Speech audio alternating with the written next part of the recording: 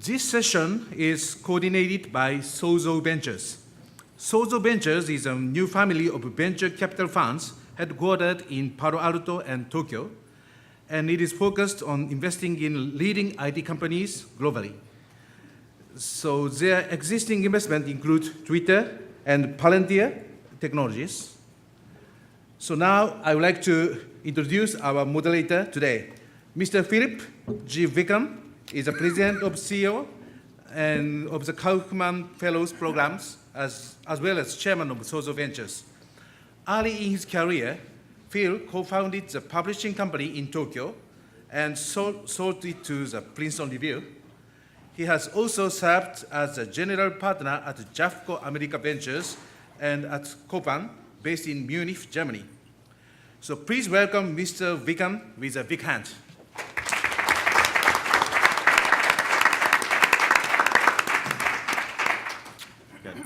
Thank you very much, and thank you, first of all, to all of you for joining us this afternoon. I know you're very busy. The great news is we have a panel of unparalleled experts here for you on the concept of partnering between U.S. and Japan, so I think you're going to have a great afternoon. Before I make my introductions, I always like to do this. I'd like to do a quick audience poll, partially for our panelists to get a sense of who's here. So just a few questions. Could I get a sense of the hands for Japanese citizens in the room? So maybe about half, okay. How many of you are in direct operational roles with young companies or startup companies? Show of hands, okay. How about in operational roles with what you would consider to be large corporations? Okay. Any financiers, venture capitalists, angel investors in the room? A couple? Okay, good. Should give us a pretty good sense. So my goal for this session as moderator is pretty straightforward. What I'd really like to do more than anything is give you a chance to learn from the experiences of these panelists. I would love, at some point, to draw your questions. Another show of hands. Who's willing to ask a question in this session? Oh, come on. All right, let's do it one more time. Who's willing to ask a question in this session? I'm going to wait until you all raise your hand. I'll chime in. I have been involved in Japan, living in Japan, working in Japan for 25 years, and when I have a chance, I'll chime in with some of the comments that and observations I've made, and would invite you to connect, because I know that the panelists here, some of them are going to want to stay and maybe work a little bit. So let me start by introducing our panelists, and then I'm going to ask them to introduce their companies and some of their goals for the panel. To my immediate left here is Minami Kazuya-san, who is with Mitsubishi Estate. He can talk a little bit more about his background, but Mitsubishi Estate is doing some very compelling and interesting work in developing out ecosystems in Tokyo. We're a resident at one of their buildings in Marunouchi, which we love. Minami-san has background as a venture investor with Digital Garage, and you can see that he's had some association with a couple of good companies in LinkedIn and Twitter. Let me see if Nadeem, okay, we're right in order, good. Nadeem Sheikh is right next to him. Nadeem is the managing director of Opower, which is a revolutionary SaaS-based platform software company that focuses on electrical utilities, and Nadeem oversees all of their development activities in Asia, including Australia and New Zealand. He comes out of McKinsey with a deep expertise in sustainability and energy policy. Sachin Kelkar is directly to Nadeem's left. Sachin has a finance and strategy role at a company called Practice Fusion here in San Francisco, which is similarly revolutionizing the IT infrastructure of hospitals and healthcare. I think in Sachin's case, we'll talk a little bit more about this. They are a little earlier in the curve of thinking through their global strategy. It's a very exciting company. It's red hot in the venture space. They've just raised a big round led by Kleiner Perkins. And so we'll get a chance to hear a little bit more about what they're doing. And on the far left, Mizuno Hiroaki-san is the country manager with Square. I'm sure many of you have heard of, again, another revolutionary company in the payment space. Mizuno-san just recently joined them from PayPal, where he led similar efforts. So would you take a moment and join me in thanking the panelists for joining us? So before I move on to sort of formal questions, I'm going to ask each of the panelists maybe to start just a quick introduction of your company, and I would like you to articulate any goals or things that you'd like to accomplish with the session this afternoon. Please. Yep. Okay. Very nice to meet you. My name is Kazuya Minami. You can call me Kaz. I came from Mitsubishi estate, and I'm operating Egg Japan. That is incubation office in front of Tokyo Station. You know, Shin Marunouchi building. On the 10th and 9th floor of this building, we have incubation floor for foreign companies. And already Zux Park, they came to our office, and also Phil-san, his office is located inside our office. And recently, other companies like Box or Splunk, or these cloud and big data companies came to our office, and Pinterest and LinkedIn, these social big companies came to our office. And we are trying to make so-called Ekimae Silicon Valley. That is Silicon Valley in front of Tokyo Station. So I would like to explain more later. Great. Yeah. Nadeem? Thanks, Phil. So, Nadeem, Sheikh with Opower. I might lead off in explaining our company by doing just one more show of hands. How many of you out there actually think the topic of electricity is interesting? All right, so either you guys are all really weird,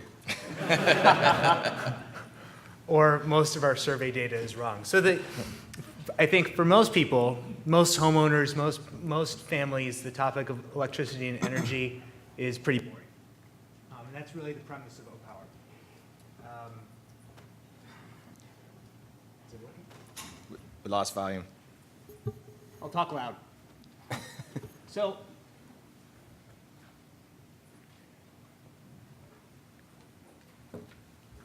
There we go.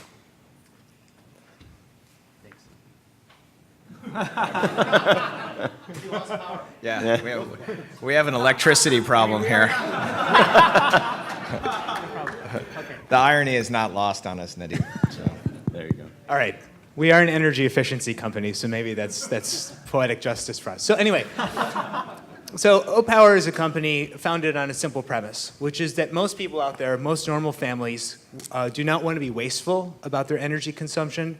They would like to use energy more wisely, but frankly, they have better things to do than think about their electric or their gas bill and think about how they could be, more energy efficient.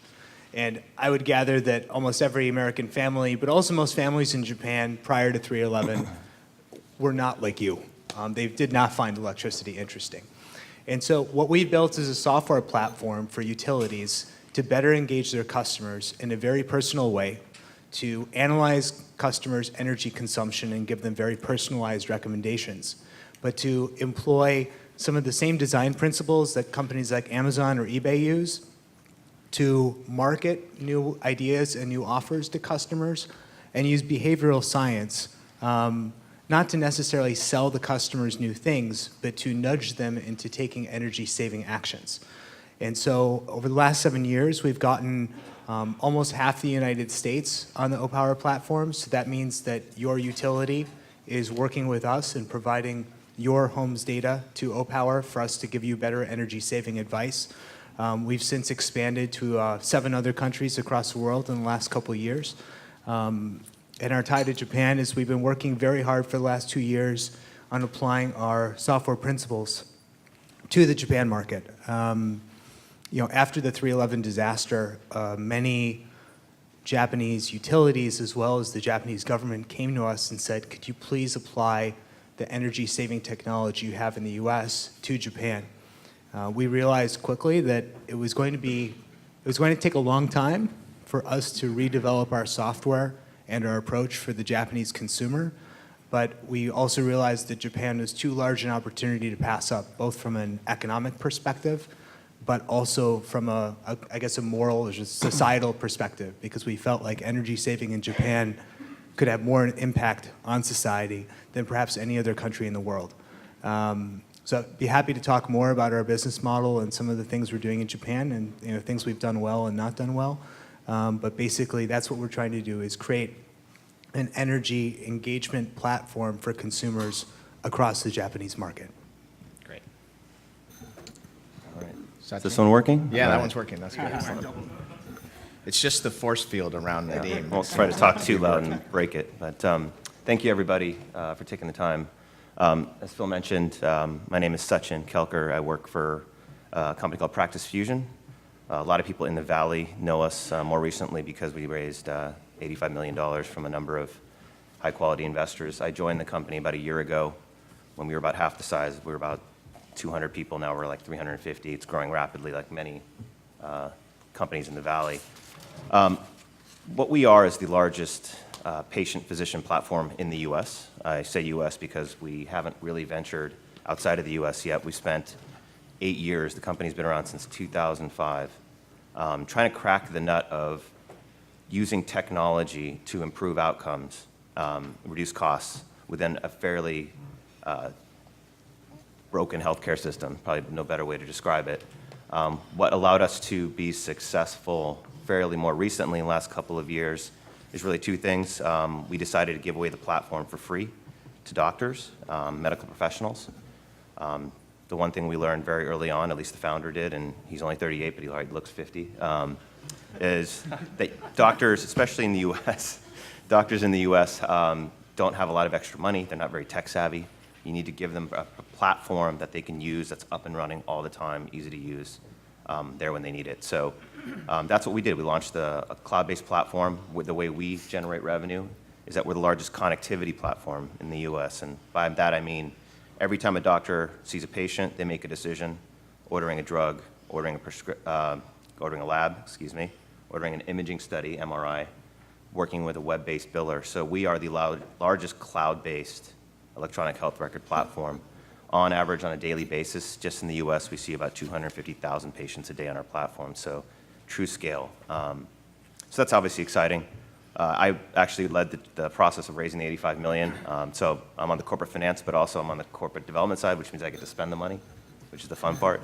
So we're looking at acquisitions, but also much more recently, because we're starting to, I think the whole electronic health record market in the U.S. is starting to hit somewhat of a ceiling. Within the next couple of years, there's only so many doctors. And so we have to look outside of the U.S. to be able to see where there are opportunities. And we've recently been speaking to the Sozo Ventures team to figure out, is there an opportunity for us to extend into the platform into Japan. So excited to be here, and look forward to talking to any of you after. Great. Questions? Thank you, Sachin.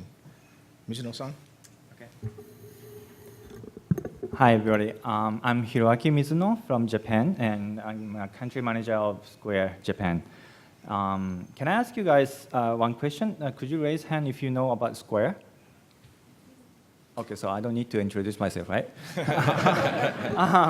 So the Square is a company that provides, that makes commerce easy. So we are, as you know, we are offering a credit card payment service with mobile phone. But not only that, but we also offer a full variety of the product that makes commerce easy, which, for example, we provide Square Wallet and Square Market and Square Cash. So we're not only providing the Square Register, as you know, as a credit card services, we have full suite of the services right now. So simply, we're just trying to make the commerce simple and easy for everyone to be used and to grow their businesses. And I heard that you guys know about Square, but let me share the story about how the Square is found. So 5 years ago, Square was founded by two men. One is Jack Dorsey, co-founder of Twitter, and the other guy is Jim McKelvey from Illinois. And Jim was a glass artist, and he was blowing glasses to make their glass craft. And he was, one day, he had lost a sales opportunity of $2,000 of his glass art because he could not accept a credit card. So he was talking on the phone to Jack and complaining about he just lost the opportunity of the sales because he couldn't accept the credit card. So he was talking on the phone with the smartphone device, and they just speaking, why couldn't they accept the credit card with this small piece of smart devices? So that's the very beginning of the Square. Since then, they just tried to develop the service, and they launched 5 years ago. Actually, we are coming, and actually tomorrow is the 5 years anniversary for us. So, so that's the origin of Square. So now we launched the Square service in Japan last May in 2013. And I just joined actually 4 months ago, but our service has been in Japan for almost, how many months? 9 months? And yeah, since then we've been growing so rapidly, and I'm confident that the Japanese people are kind of excited about us getting into the Japanese market, and we've been growing, still growing. So I'm pretty happy about it, and I'm excited to be here, and I'd like to welcome your questions as much as possible. Great. Thank you. Mizuno-san, let me stay with you. I have a question for the three operating companies, and Minami-san, I have a slightly different question for you because your business is a little bit different. But Mizuno-san, could you add a little bit more to the Square story, particularly focusing on the technology disruption? What is it that's so different about Square? I'm going to ask the same question to Sachin and Nadeem as well. But what is unique, what is disruptive, and how is the traditional industry players, how are they responding? How are you scaring them? Thank you for asking a difficult question. I think Get it out of the way early. Yeah, there are two aspects of when we say the technology innovation on Square. One side is the customer-facing side, which is, as you already know, that we use Square card reader and input into smartphone and swipe the credit card on your smartphone. So this has not been possible if we don't have smartphone. So this is one of the innovation. I'm trying to make it very simple, sorry.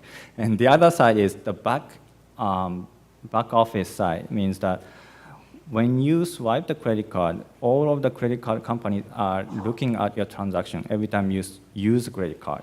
So basically, our risk model is more advanced and more high, should I say. We check each transaction every time you swipe the card. So we can control the risk as low as possible, even if we expand the acceptance to SMB owners or individual business owners. So that's the technology innovation that we have right now. And what established company would you say is most frightened by Square's success? I would not say they are not frightening, but they are just interested in our businesses in a good way. Okay. Very good political answer. So what we did is basically we lowered the barrier for SMB or entrepreneur to use credit card services who they could not use credit card service before. Means that traditional credit card companies trying to underwrite them on their standard, and which is kind of high for the individual or SMB owners. So it means that credit card company recognize them as a risk user, high risk user.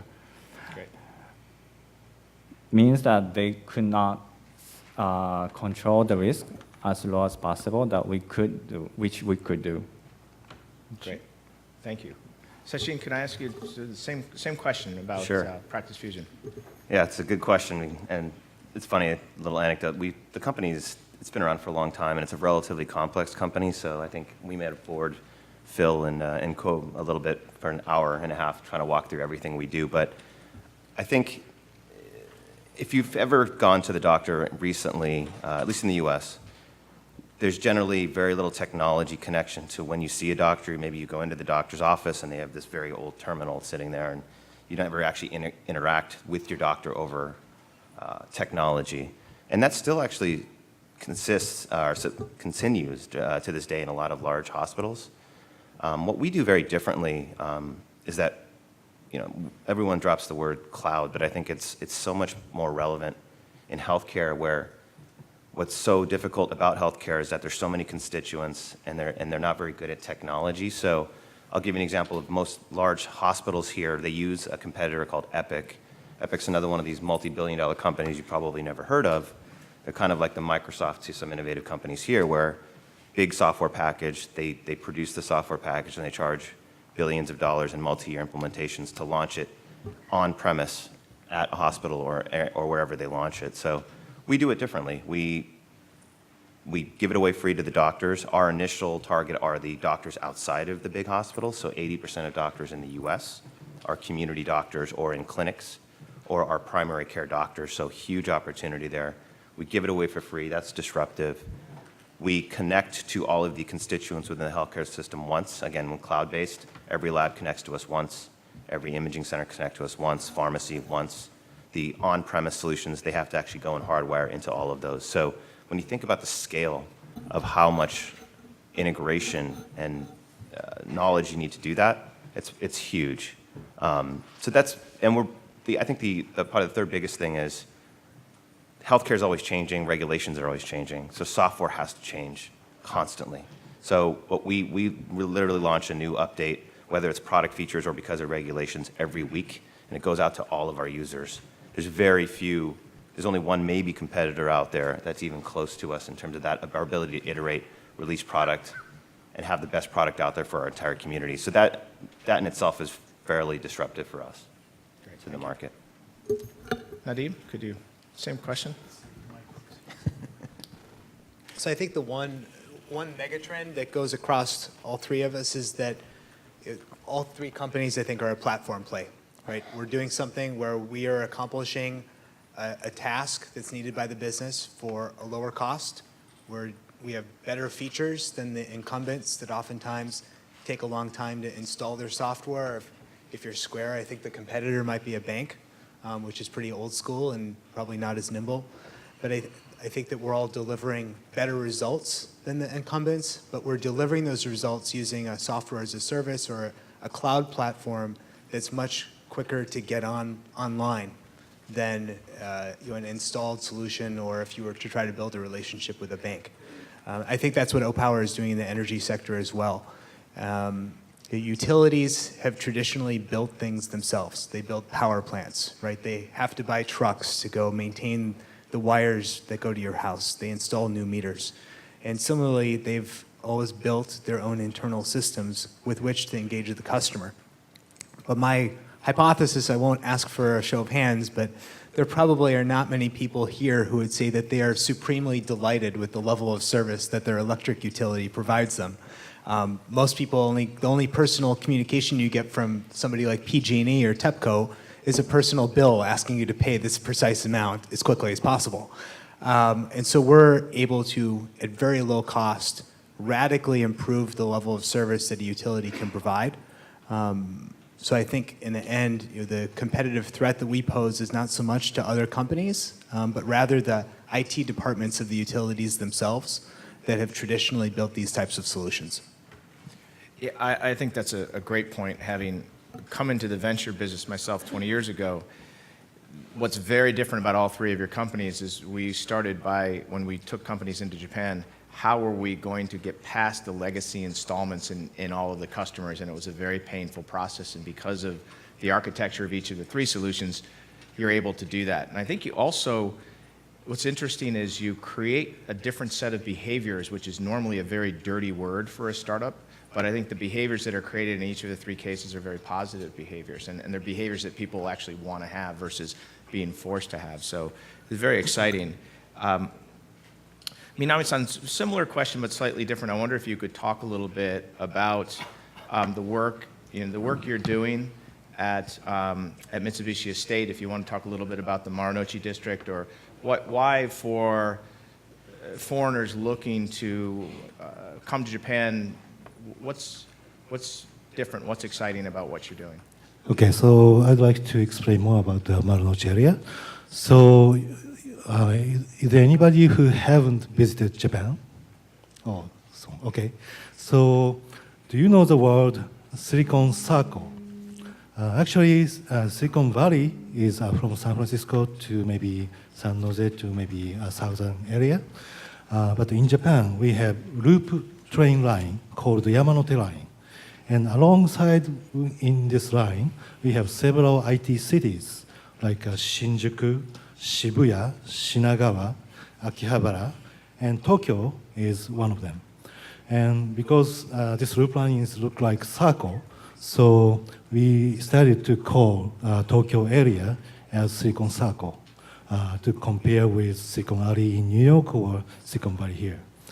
And the reason why we call Tokyo area like that is to invite more US companies or some other foreign companies to Japan. And do you know the size of the market of ICT in Japan last year?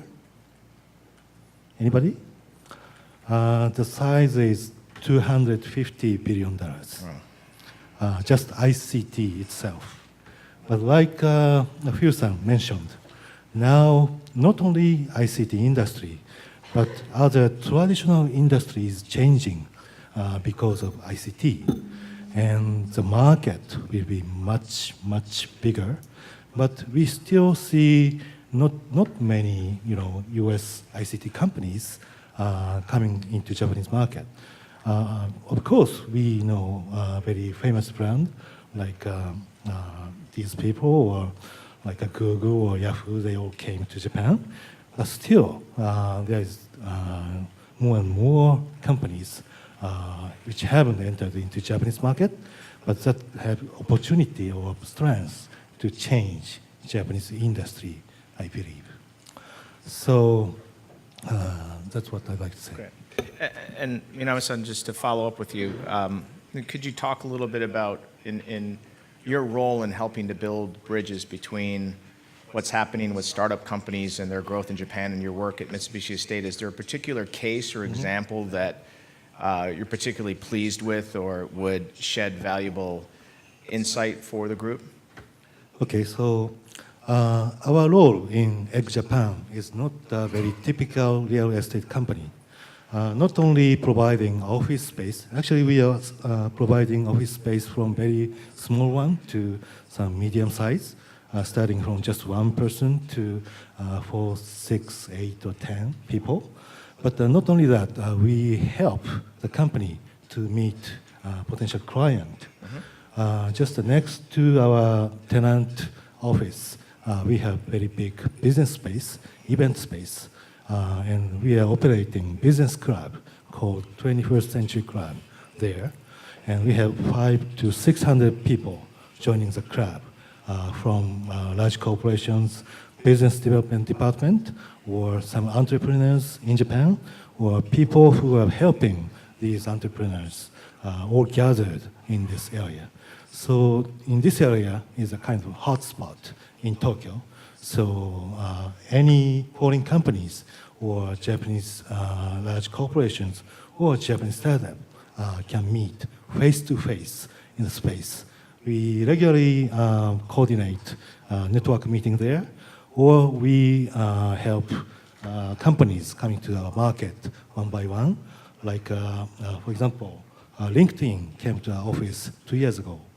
And as you know, LinkedIn Japan is still a little bit small entity compared with global thing. And only 1 million users in Japan. So that is still very small. But we help them to contact Japanese large corporations, personnel department, or some universities, people who like to utilize LinkedIn to raise their recruitment opportunity or business presence on the internet. And like this, not only just providing office, but we help business development of companies using our network of Marunouchi tenant that is about 30 buildings and 4,000 business. Great.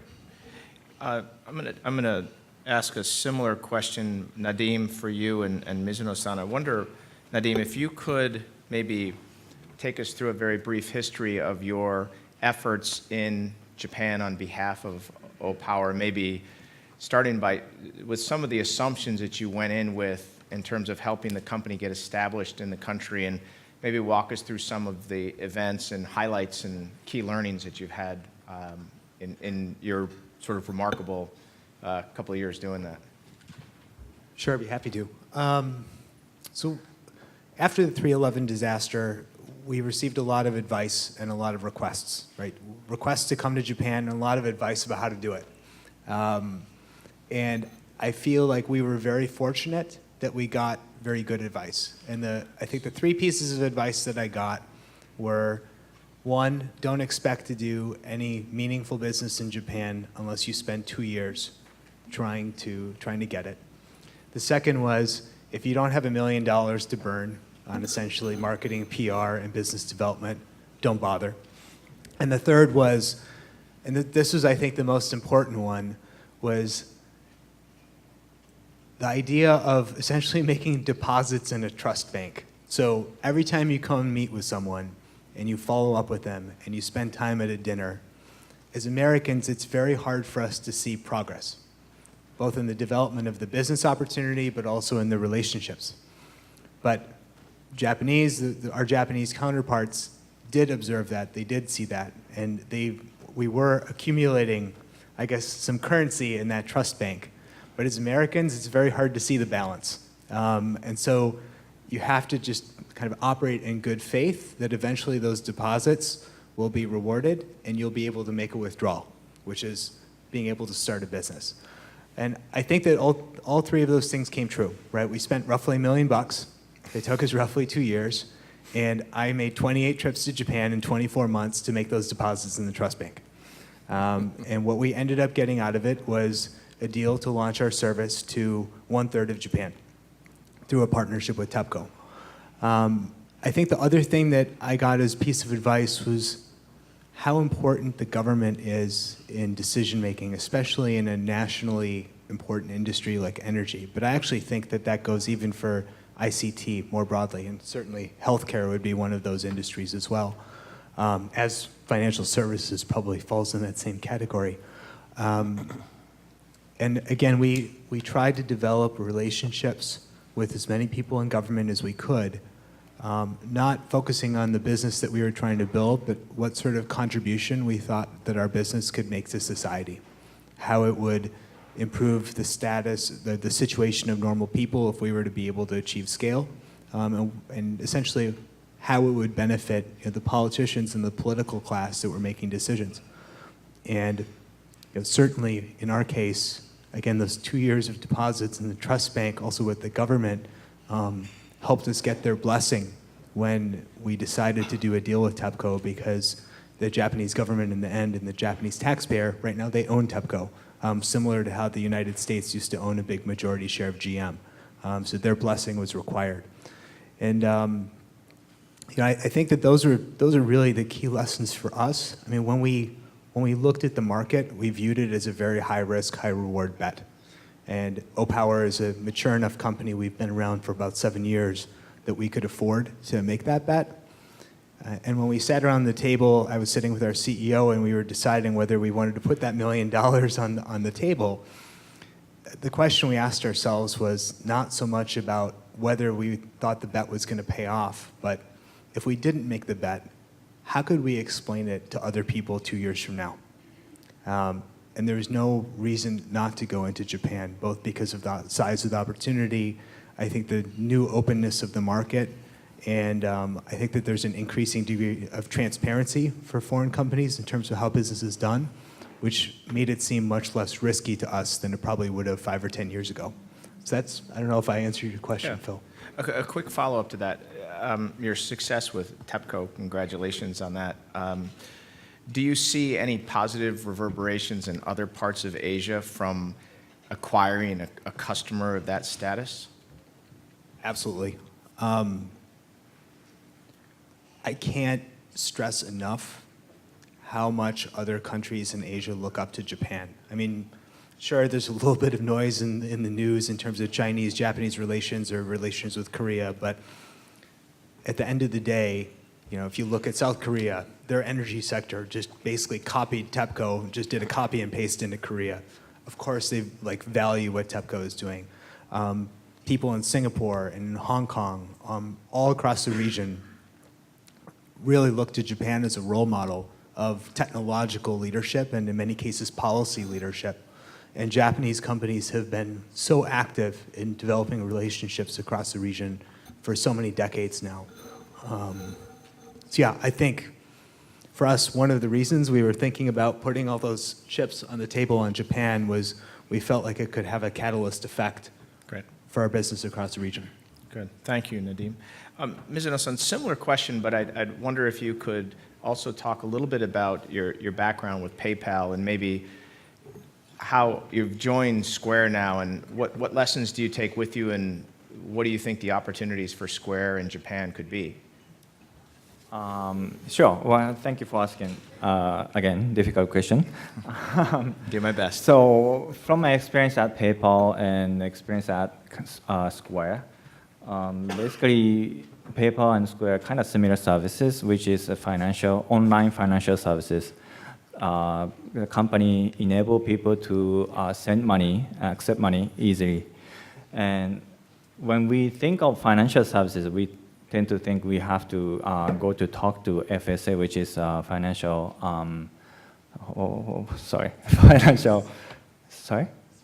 services agency, which is known as Kinyucho. But the online payment is actually not under Kinyucho, and Kessai services under actually METI, Keisansho. And we are trying to build a strong relationship with METI, and which has been successful. And of course, when we as a Square get into the Japanese market, initially we have to build the financial connection with the financial network, which is in the Japanese market already.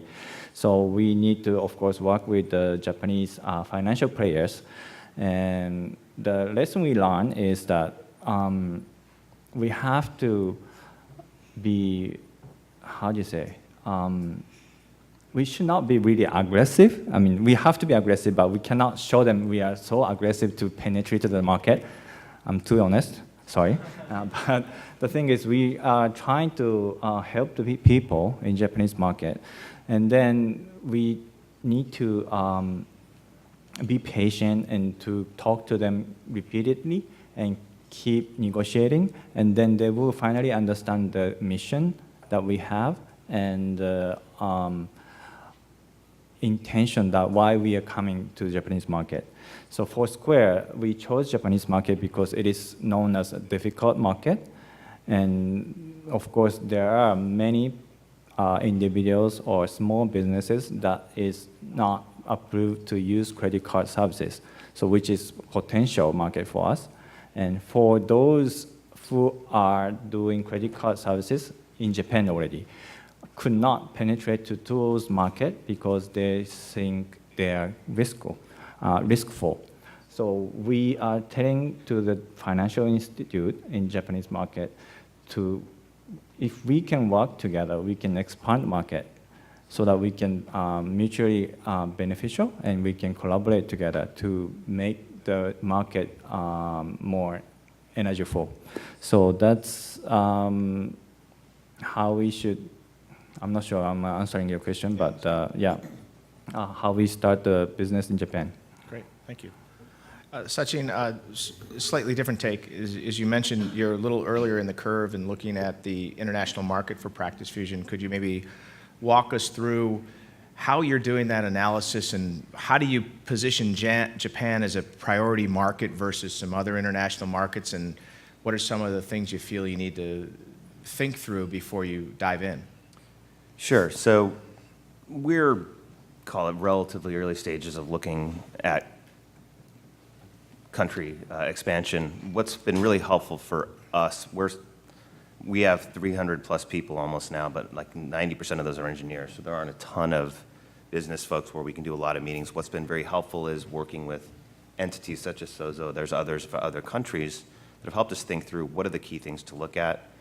And it, inevitably it is looking at what we do very well as a company, which is help doctors deliver care, reduce costs, and do it very high quality. So we're starting to build tools where we can not just simply have a patient see a doctor, but actually do more outcomes-based coordinated care. So what markets are good for that? Our knowledge of the Japanese healthcare market is fairly limited, but what we do know is that there's kind of three things that the U.S. market was looking to do with a lot of the ACA, which is improve accessibility to healthcare, improve quality and outcomes of healthcare, and ultimately reduce costs, right? The verdict is out still with the U.S. healthcare. With Japanese healthcare system, actually, a number of those things are already addressed, right? So accessibility, from my understanding, it's almost too accessible. I was talking earlier that what I read is, on average, a Japanese citizen sees a doctor 14 times a year. I think here it's more like 1 or 2 or 3, but it's partially because the government has done a very good job of capitating costs. The side effect of that is that a lot of patients are seeing doctors, a lot of procedures are being done. In that type of environment, our product is perfect for that. What we do is we have a free service that doctors, any caregivers, nurses, folks that are even not in major cities, so we work on tablets, work on all these different types of devices that connect patients with doctors, even in remote areas. So our ability to take what we're doing and implement it within a country relatively with ease is probably priority number one. I mean, it sounds kind of obvious, but in many countries, there's just a lot of blocking spots, whether it's the ability to just get it into the hands of doctors, whether it's the ability to reduce costs. I think in this situation, with the right support, with the right partner, there's a real opportunity here to make a significant difference fairly quickly. Hopefully, maybe 2 or 3 years. It might take a minimum of 2 to get moving here, but at least we have the cash now. Go ahead and commit the $1 million. Good. So I'm just doing a time check. We have about 9 minutes. So what I'm going to do is I haven't warned you guys about this, but I borrow this from a friend of mine who does this. I like it a lot. We're going to go through the lightning round. Okay. So it'll only take a couple of minutes. I need simple one-word answers from you on 4 questions, and then I'm going to open it up because I know the 3rd or 4th time I asked the question, a lot of people wanted to ask questions. So we'll see how many want to do that. So, very quick answers. Minami-san, I'll start with you. In Silicon Valley, in this current state of the economy of Silicon Valley, do you think we're in an irrational bubble or a rational period of growth? Bubble or irrational or rational? I think it's One word. Rational or irrational? rational. Rational. Rational. Nadeem? Irrational. Irrational. Sachin? Rational. Rational. Rational. Okay, so 3-1. Okay, good. Next question. For Mizuno-san, we'll come back this way. Abenomics, going to be successful or unsuccessful? Is that another difficult question? Yeah, I would say successful. Successful. Successful. Successful. Yeah. Of course, successful. Yeah, so good. Good. I agree. 5-0. Okay. You have $1 million to invest from your grandmother, but you have to buy one stock. Do you put it in Apple or Twitter? Minami-san? Twitter. Apple. Okay. Apple. Twitter. Oh, okay. Oh, obviously, we think Twitter, so 3-2. We win. Okay, here's the last one. This is a really important one. In the upcoming World Cup, who has an easier group, Japan or the U.S.? From my side? Yeah. Japan. I have no idea. Japan for sure. Japan. Yeah, I think so too. Okay, good. All right. So that's the end of the lightning round. All right. Questions from the audience. Anybody have something? We have a question back there and one back there. The microphone coming right behind you. Yeah, hi, I'm John Thomas, and I'm here as a board member of the Japan Society of Northern California. Question for all of the businesses, quickly. What is your revenue model And how does it differ between the U.S., if it does, the U.S. and Japan? It's a great question. Thank you. Just as the spirit moves you. Our business model is basically a transaction fee, and which is the same as in here in Japan. Okay. Sure. Our business model, given that we give the actual platform, the EMR away for free, is that we do a combination of advertising and transactional fees. And our business model is we charge utilities a subscription fee per home that's on our platform. Consumers pay nothing, and utilities pay a charge per year. And it's the same in Japan. It is the same in Japan. Okay, good. And then, go ahead. Yeah, well, you don't. Our business model is not just incubation, but if a company grows and they become bigger company, then they can get in our normal office and we can get money. Okay, great. I saw, yeah, question back there. Hi, my name is Lisa Minami, and I work for an education foundation based out of San Francisco. So I had a little bit of a different question for you right now.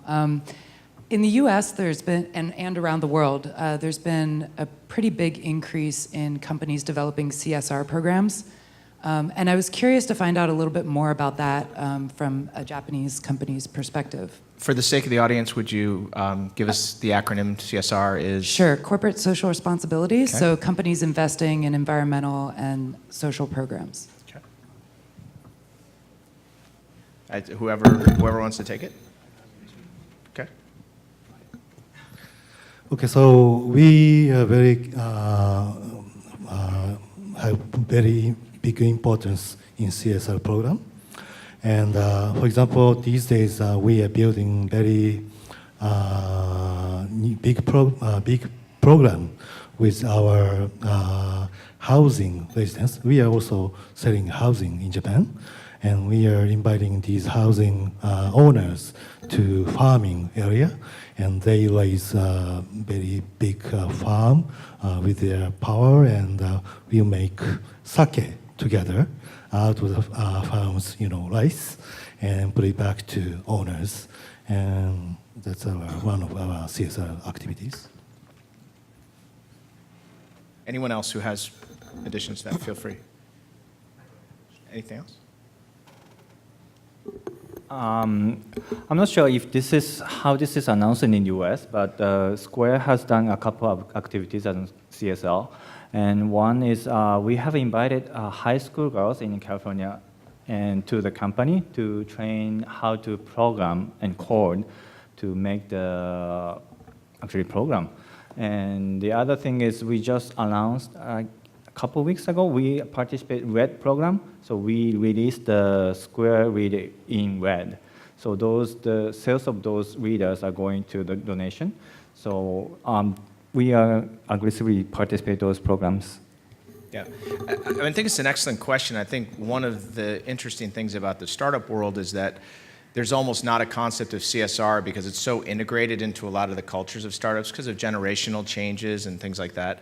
But there are funds, like in San Francisco, there's a terrific fund called DBL Ventures, Double Bottom Line Ventures, and they invest in top-tier startup companies, and specifically their value add is to help them think through effective strategic CSR, not resource-draining CSR, but CSR that has both a positive impact on society, but also can have a positive impact on their business and their image. So it'll actually be interesting to see as there's more of this partnership between young companies and larger companies, where I think in general CSR can be kind of a strange thing, honestly. Be interesting to see how that mix goes. At least one more. All right, your hand went up first, gentleman in the tie. In case this is a long answer, you have to make it really good because it's going to be our last question. All right. This for anyone who wants to answer. What is the most glaring misconception about a foreign company doing business in Japan, and how has your experience building a business there changed that perception?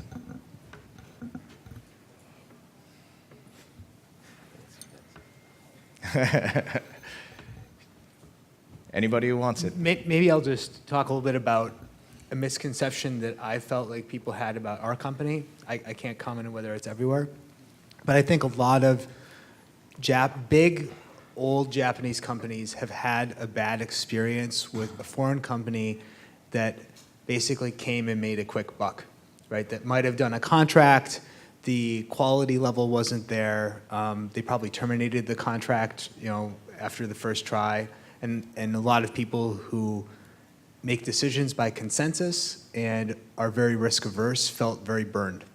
And so I think for us, a big part of making those deposits in that trust bank I was talking about was specifically to overcome the objection of these guys may not be here in a couple of years. We heard that a lot. And so talking about finances, talking about, I guess, your investors, the fact that you would like to take the company public, you won't be bought necessarily by another company that might shut you down. These were the things that I think people were worrying about at the very beginning, but they didn't feel comfortable sharing with us until the very end. Anybody else color to that? I'll chime in quickly. I think the biggest misconception that I've seen people make, and I've seen a lot of them make them, it's the same mistake everybody makes everywhere in the world, which is they project if it's either the American sitting with the Japanese or anybody from outside of Japan sitting with a Japanese colleague or vice versa, is particularly the foreigner, and particularly Americans do this a lot, is projecting their own sort of risk structure, political structure, onto the person across the table, and then they can't understand why they don't behave the way that they behave. And so a little bit of empathy, a little bit of homework, a little bit of imagination, once you figure out how the large Japanese company works, it becomes much easier. The other misconception is all Japanese large companies are the same, and I'm telling you, it's a real zoo. There are all kinds of species, and if you walk in, assuming that that a bank operates like Honda Motor Company, you're in for a long education. So on that note, we have run out of time. So in the interest of keeping the schedule moving for JETRO, would you join me in thanking our panelists for taking time out of their busy day?